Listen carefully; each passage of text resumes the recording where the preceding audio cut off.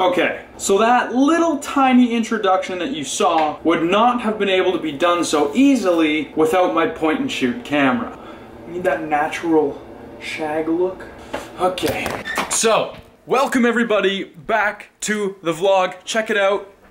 We're shooting on the point and shoot, the Sony RX100 Mark V. I had the Mark III, I had the Mark IV, and now I have the Mark V. And in between the Mark III and IV, I went G7X. I went G7X, Mark I, then Mark II, then back to the IV, then the V.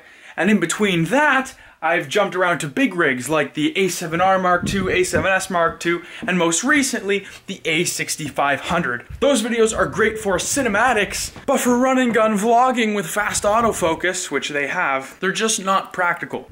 So I had a seat, and I thought about the kind of vlogger I want to be. I, just like any other filmmaker, or YouTuber if you will, enjoys making cinematic videos. It's very, very fulfilling to make a piece of art. But there's certain days where I'm in the mood, and other days I just want to have a cool vlog. Comparing two of the biggest vloggers out there, Casey Neistat to Roman Atwood, I would say that 9 times out of 10 I lean more towards the Roman style of video than I do the Casey. So for that reason, I think it makes more sense to 9 times out of 10 carry the point and shoot as compared to a big rig. I still have the big rig and I can still use it when I want to get a little bit more out of my cameras, but it really came down to the steady shot. The steady shot and autofocus on this camera is so flippin' good. I just have to use it. But this is a point and shoot. Look at this, it also has the flip up screen. I wouldn't have been able to do that little intro without the flip up screen. But this camera needs some serious upgrades. First of all, I need those little wind socks on there. You've seen them, you know them, to stop the wind noise. Also, whoa, look at that, we're getting a little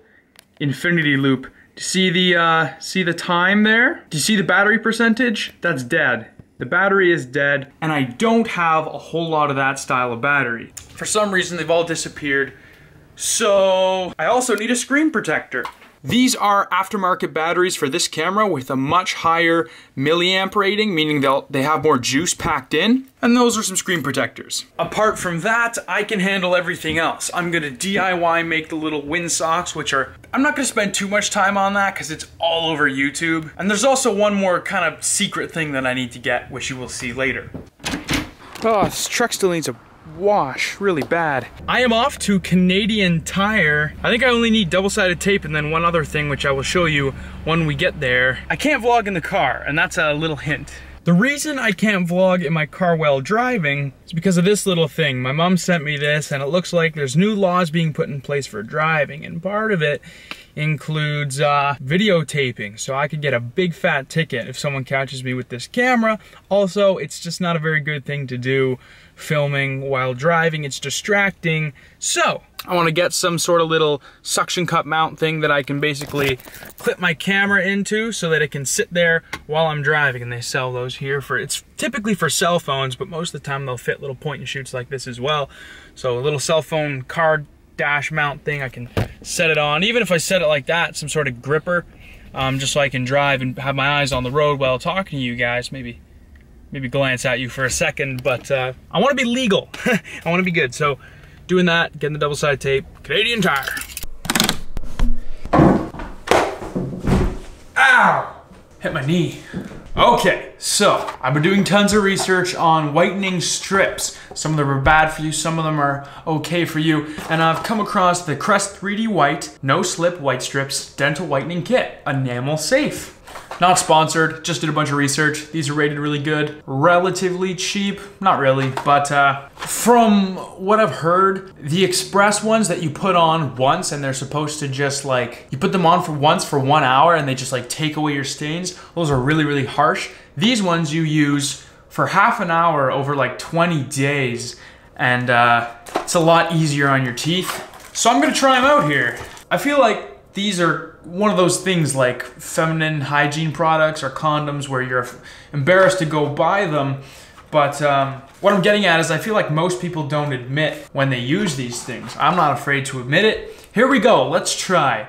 Step 1, peel the strip from backing liner. Step 2, apply gel side to teeth and wear it for 30 minutes. The upper strip is longer than the lower strip. So that's it, so we wear it for 30 minutes. Now, I'm trying to see on the box, how many days do I do this for the complete regimen? Apply once a day for 30 minutes. You will start seeing a whiter smile after 3 days, and then full results in 20. So for 20 days, we wear these for half an hour a day. So let's see, open this guy up here. I just brushed my teeth before this, but I didn't use any toothpaste, just like brushing all the plaque off. I don't know if that helps or not. Not a whole lot of instructions. It's probably pretty self-explanatory. That's what these things look like. Ooh, it looks a little fractured. Oh, it's just bubbles. There's bubbles in there. What do you think, lower first? Lower first? Once I put these on, I'm not gonna be able to talk to you, so here we go. I'm gonna have to pick a good time at night to do this, considering I'm a vlogger. Oh, they're actually not bad. I have a feeling once I put this top one on, it's gonna be much worse, but the bottom one, I can still talk with. Here we go. I'll try and do this one on camera.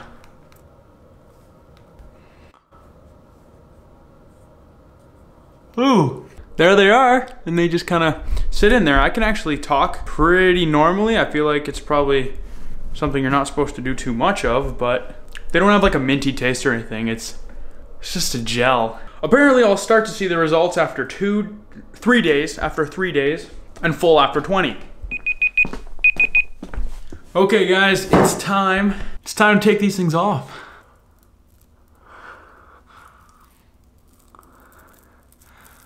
Oh, they're really stuck on there. Ugh. Wow, I can already see a major, I'm just kidding, I can't see a difference. Apparently you'll start noticing after 3 days. They're really slimy and gross.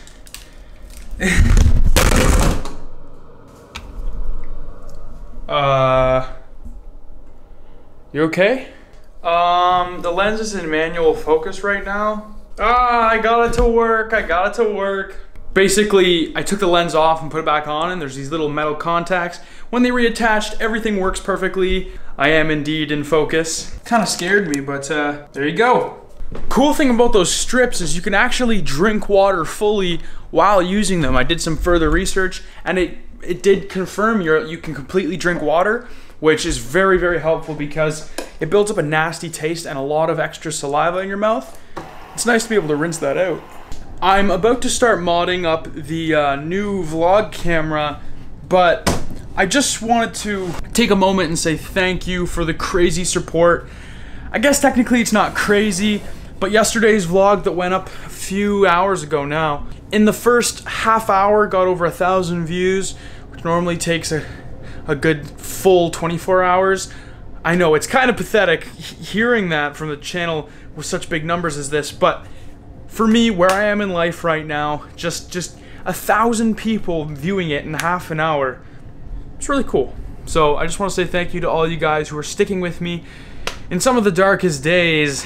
And that first video I did on becoming a famous vlogger has so much support in the comment section about sticking with it and keep doing what I do. So you guys are really, really the ones who are pushing me right now. I love you guys. All right, so here is our camera. Here's our Scotch double-sided tape. And it's time to give this thing the windproofing it needs. This is a old dead cat that I have cut up for the sacrifices that had to be made. There's hair everywhere.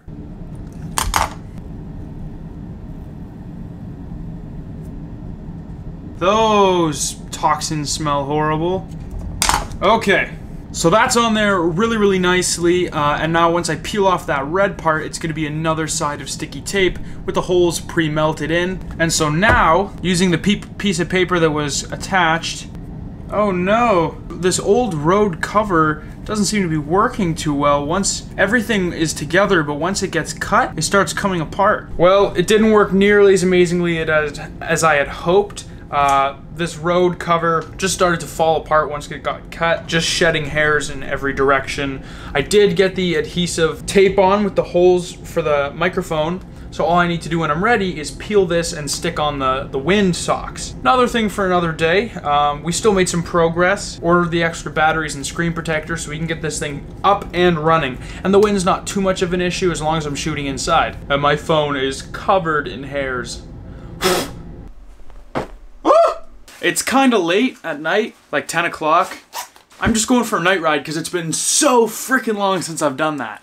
In fact, this might be one of the first really late night cruises that I've done on my bike since the beginning of this summer, I believe. And if you follow me on Instagram, which you definitely should, I suppose about a year ago I posted a video of my bike and the underglow that I had installed, which all ran to this little switch. A little while back, I was pressure washing the bike, and I pressure washed it and also did a lot of mudding through this marsh. Back when all the snow was melting, I went out and there was like these frozen ice marshes and I like rode through them with that and it destroyed the underglow. I've actually cracked it open once and looking at all the wiring and it just looks like either the fuse is short because I had an inline fuse in the system. So I either need to swap the fuse or there might just be a soldering lead that's loose. Either way, sometime this week I want to crack that open and get the underglow going on the bike, which is blue, and the bike's blue, and my helmet's blue, and I friggin' light up the ground. And if any of you have a problem with underglow, or think it is for hooligans, because I actually found out in the province of Quebec, underglow is illegal, and a lot of other places too. I think that's pretty dumb. I feel like the only reason people would make underglow illegal is if they think it initiates reckless driving or like invokes bad behavior in teens or something. I don't know. Basically, if they think it has something to do with recklessness, they wouldn't want it because most of the guys who put underglow on their cars are, you know, vaping Subaru drivers.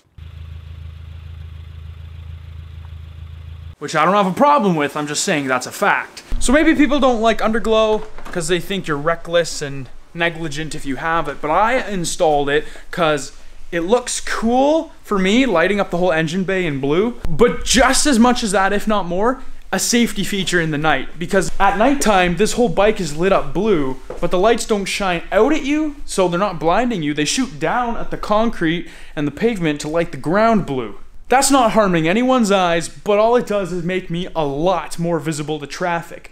Also, blue specifically isn't a color we see a lot unless it's a cop, so you're gonna notice blue on the road. Anyways, that's my little piece on underglow, and I want to get it fixed because currently it's not working. I'm back, and I did an awesome loop that I often do. Okay, it was a pretty cool loop, but anyways, on the highway portion, I managed to hit 155 kilometers on that little bike. Ooh, my seat's all low. Now, 155 sounds fast. It's really fast. For a little 250cc dual sport. It is chipped and it does have performance pieces on it to make it faster than 250cc's, but still, if we go 155 kilometers an hour to miles per hour, it's about 100. It's 96. Okay, so for you Americans, and for everyone else, it's the fastest I've ever gone. Last year, I was able to hit about 145, now I did 155. I guess the bike's a little more broken in. Don't advise you should do it. I'm not telling you so you should do it, but it was awesome. It just sucks it was at the nighttime. Those are the only times I can do those sort of things, because it's dangerous and there's no traffic to get myself hurt, or more importantly, other people hurt. But I also can't film it because of, you know, cameras in the nighttime. It was really fun.